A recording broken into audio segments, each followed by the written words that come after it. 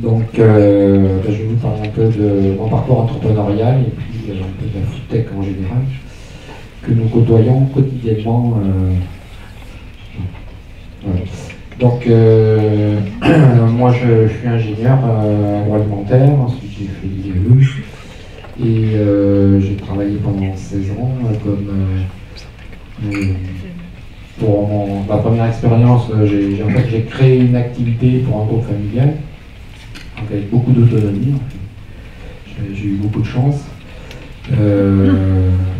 Et puis ensuite j'ai travaillé dans un groupe coopératif régional qui s'appelle Terrien. Et en 2004, suite à une dissension de vision avec mon supérieur, j'ai saisi la chance de partir et de créer ce qui s'est appelé Food Développement dans un premier temps. Donc en avril 2004 officiellement, mais ça avait démarré un petit peu avant. Donc en 2005, on a été incubé par Atlampol, hébergé par Atlampol, donc à la Chantereau. On avait eu le Best Business Plan par la Jeune Chambre économique et on a été le roi du réseau Entreprendre, qui a été vraiment un accompagnement très très bénéfique pour nous. Voilà, donc en 2006, on s'est installé à l'INRA de Nantes, l'Institut de la recherche agronomique, avec qui on collaborait déjà. On a renforcé nos collaborations. Et en 2009, on s'est lancé notre petite échelle dans le numérique en créant un PLM, un Product Lifecycle Management, dédié au secteur alimentaire, donc en partenariat avec un éditeur de logiciels. La partie logicielle, nous venons de décider de tout arrêter. On a 2 partenariats, mais en fait, on s'aperçoit que c'est vraiment un métier à part. Donc nous, on va rester sur la partie conseil métier, mais puis intervenir, voilà, on vendait des licences, etc. Donc c'est un autre métier. Voilà, donc début 2020, on n'aura plus de licence. Donc on a eu on tout passe sur notre développement, il y a eu une grosse accélération en 2016, puisque là j'ai fait un LBO pour racheter 2 entreprises, donc une rennaise et une qui était sur Paris, qu'on a rapatriée à Rennes. Donc sur Rennes, l'activité escomptée était parfaitement avec la nôtre, et je vais vous expliquer rapidement après. Et celle de Paris, en fait, on l'a rapatriée à Rennes, je vais vous expliquer également. Et puis donc, début 2018, on s'est implanté au Technocampus Alimentation à Nantes. Donc c'est une structure qui regroupe des sociétés autour de l'innovation et des structures publiques également. Et on s'est implanté en 2018 à Station F, on a un poste de travail avec un partenariat avec le référent foodtech de Station F qui s'appelle Shake Up Factory.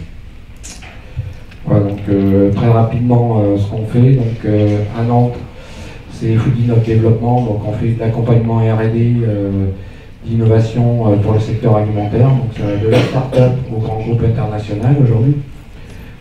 Voilà, on fait des projets de recherche également, on est un organisme de recherche agréé. Sur Rennes, donc c'est aujourd'hui notre plus gros site, puisqu'il y a 16 personnes, on est 25 au total aujourd'hui, essentiellement en profil ingénieur-docteur. Foodinov Nutrition est spécialisé sur les produits d'alimentation spécialisés, donc les compléments alimentaires, les produits à des familles spéciales, sportifs, pour seniors, etc. Donc on fait à la fois la conception des produits et on va jusqu'au transfert industriel, la mise en place industrielle, et on fait même de la gestion de production pour certains de nos clients. Donc ça qu'on a racheté en 2016, sous un autre, ça s'appelait RTE Nutrition du coup. Et Exportalim, donc c'est une activité qu'on a aussi rachetée en 2016.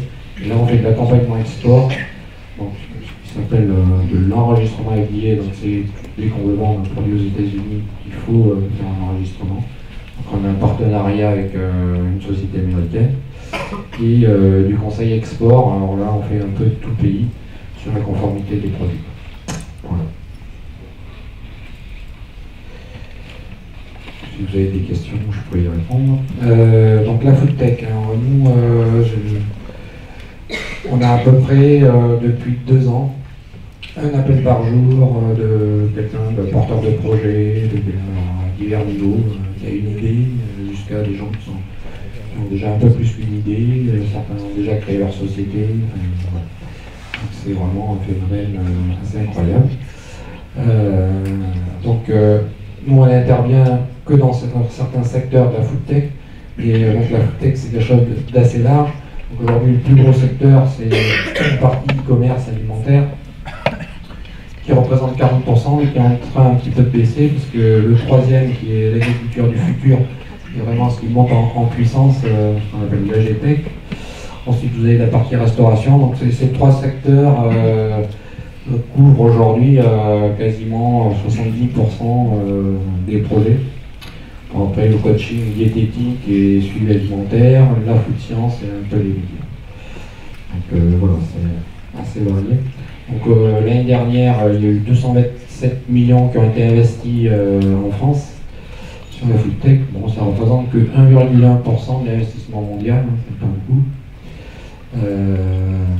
Et donc au niveau, je dirais, de la partie food tech, on sent vraiment que là, il y a une maturité, voilà, qu'il y a des projets un peu plus matures qui nous arrivent aujourd'hui. Voilà,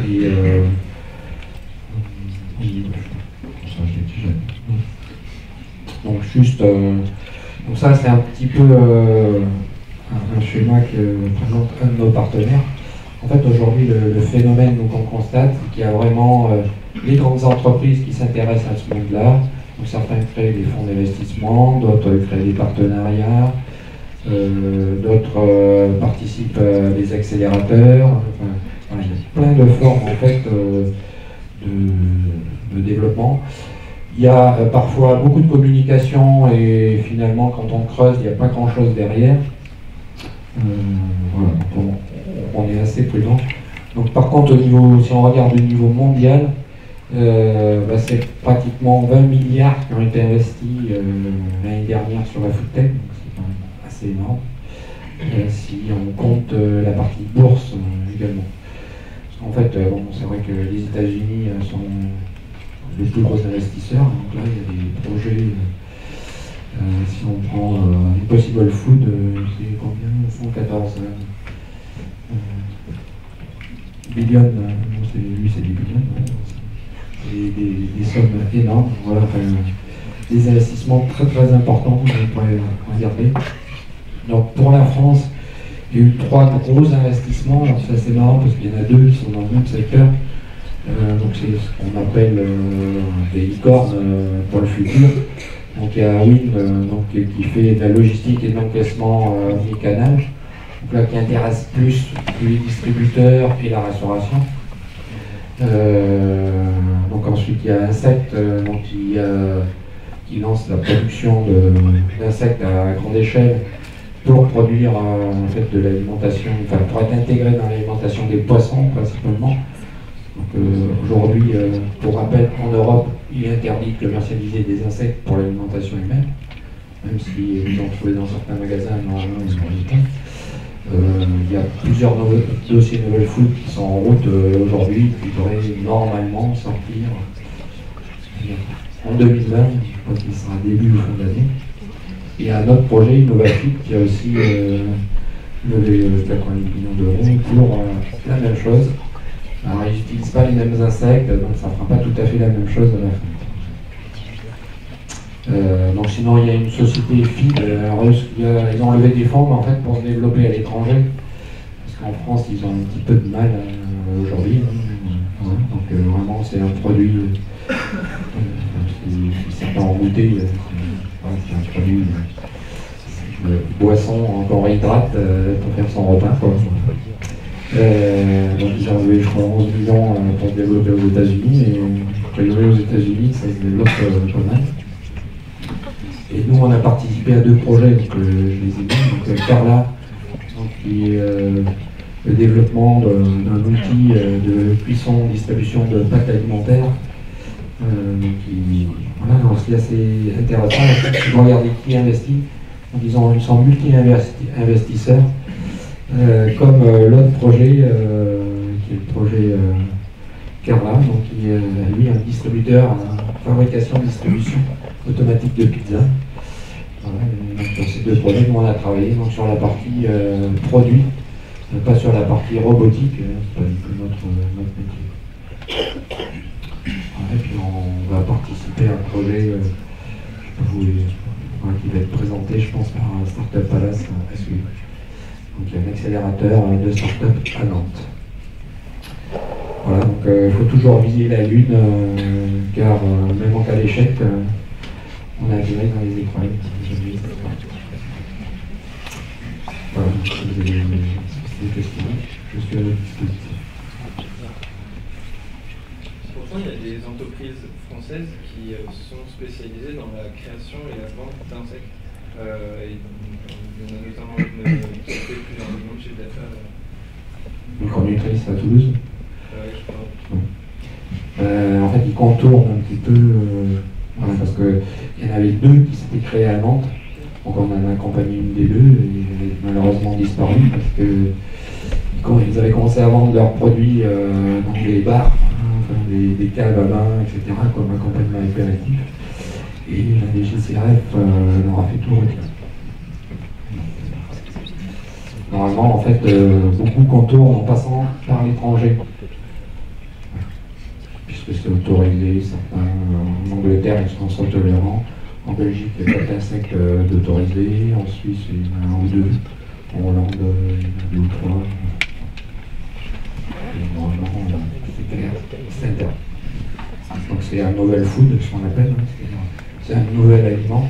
Depuis 1996 en Europe, tout ce qui n'est pas consommé couramment avant doit faire l'objet d'un dossier novel food, donc qui prouve qu'il n'y a pas de danger pour la population. Donc là, ça rentre une poule de ne mangez pas d'insectes. C'est pas dans nos habitudes alimentaires, même s'il y a un peu plus d'1 milliard de personnes qui en mangent tous les jours. Donc, c'est pas important de manger. Merci Vincent, on va passer au second talk et Philippe va poser ses questions après dans le débat. Toi, il va me dire merci.